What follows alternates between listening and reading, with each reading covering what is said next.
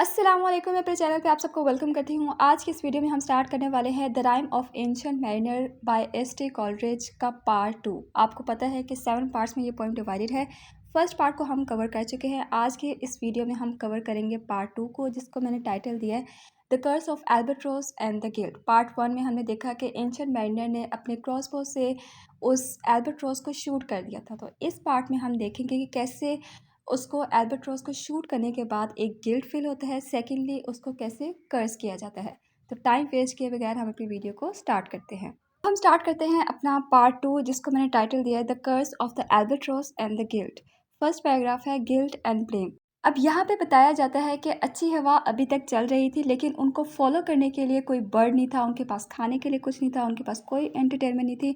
और जो ancient mariner है वो इस चीज़ को एक्सेप्ट करता है कि I had done a terrible thing, और इसका जो हार्म है, इसका जो नुकसान है, वो मेरे जो शिपमेट्स हैं उनको भी फेस करना पड़ेगा। एंड दे ऑल अग्रीड कि मैंने एक ऐसे बर्ड को कत्ल किया जो एक अच्छी हवा लेकर आया था हमारे लिए। अब ये जो शिपमेट्स थे वो उसको कर्स करते हैं for killing the bird that brought the breeze, जो उनके लिए अच्छी हवा लेकर आया था, ठंडी हवा लेकर आया था। उसके बाद क्या होता है कि the beautiful sun rose and the weather became good. अब जब वेदर बहुत ज़्यादा अच्छा हो जाता है तो वो जो शिपमेट्स हैं वो एंशिएंट मैरिनर को कहते हैं कि तुमने उस बर्ड को मार के बहुत अच्छा किया, क्योंकि वो bird he fog and mist को लेकर आया था। अब जब तुमने उस बर्ड को मार दिया तो मौसम कितना अच्छा हो गया, वेदर कितना अच्छा हो गया। लेकिन उन्हें इस चीज़ का आइडिया नहीं था कि अब एक सैड और होपलेस सिचुएशन क्रिएट होने वाली है। वो जो सूरज निकला है वो बहुत ज़्यादा आग बरसाएगा। ठीक है, अब सन इतनी तेज़ी से चमक रहा था कि they were stuck and motionless like a painted ship on a painted ocean. बहुत ही ब्यूटीफुल इमेज क्रिएट किया है पोइट ने यहाँ पर, कि जैसे एक पेंटिंग होती है, पेंटिंग में एक पेंटेड ओशन हो, पेंटेड शिप हो, वो एक ही जगह पे होते हैं, मूव नहीं करते, मोशनलेस होते हैं, स्टक होते हैं। इसी तरह से अब उनका जो शिप था वो स्टक हो चुका था, मोशनलेस हो चुका था। हर तरफ पानी ही पानी था, लेकिन उनके पास पीने के लिए एक कतरा भी नहीं था। दे वर वेरी थर्स्टी। इसके बाद पोएट कुछ लाइंस में नेचर को डिस्क्राइब करते हैं। नेक्स्ट हम देखते हैं गिल्ट एंड आइसोलेशन। कुछ लोगों को ड्रीम के थ्रू आइडिया हो चुका था कि एक स्पिरिट है जो उनको हॉन्ट कर रही है from the land of mist and snow. अब उनकी जो ज़ुबानें थी वो इतनी खुश्क हो चुकी थी कि दे कुडंट इवन स्पीक। अब जब वो इस आइसोलेशन में होते हैं, इतना कुछ सफ़र कर रहे होते हैं, तो ये जो शिपमेट्स होते हैं एंशिएंट मैरिनर को बहुत एविल लुक्स देते हैं, उसको कर्स करते हैं। जो ओल्ड यंग जितने भी लोग थे वो सब उसको कर्स करते हैं कि उसने उस एल्बाट्रोस को क्यों कत्ल किया था, क्यों शूट किया था।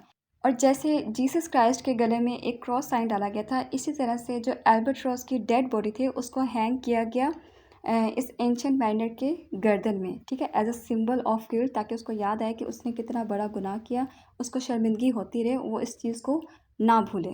अब हम पार्ट 2 के इंपॉर्टेंट स्टैंजास को देख लेते हैं। यहाँ पे 2 स्टैंजास आपको नज़र आ रहे होंगे। ग्रीन कलर में जो मैंने हाईलाइट किया हुआ है ये लाइन्स हैं क्रू मेंबर्स की।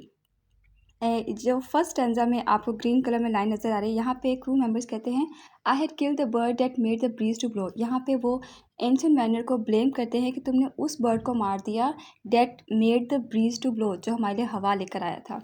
और सेकंड स्टैंजा में आप देखते हैं कि क्रू मेंबर्स उसको कहते हैं I had killed the bird that brought the fog and mist. यहाँ पे वो क्रू मेंबर्स एंशिएंट मैरिनर को कहते हैं कि तुमने बिल्कुल अच्छा किया कि तुमने उस बर्ड को मार दिया that brought the fog and mist, जो फॉग और मिस्ट लेकर आया था।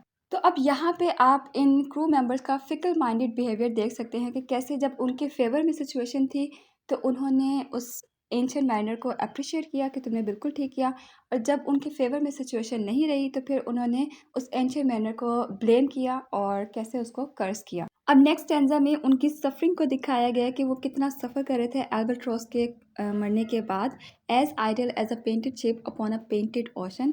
इसी तरह से फोर्थ स्टैंजा में बताया गया कि कैसे हर तरफ पानी ही पानी था, लेकिन उनके पास पीने के लिए कुछ भी नहीं था। और फिफ्थ स्टैंजा जो है उसमें बताया गया कि वो जो स्पिरिट थी वो कैसे उनको प्ले कर रही थी from the land of mist and snow.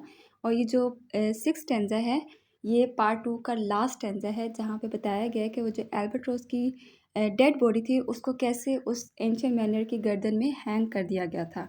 और यहीं पे जो पार्ट 2 है हमारा एंड हो जाता है। इसके बाद आ जाता है पार्ट 3 द स्पेक्टरशिप। इसको हम कवर करेंगे अपनी नेक्स्ट वीडियो में। आज के लिए इतना ही। अगर आपको वीडियो अच्छी लगी हो तो प्लीज़ वीडियो को लाइक करके चैनल को सब्सक्राइब कर दें। मिलते हैं नेक्स्ट वीडियो में, तब तक के लिए अल्लाह हाफ़िज़।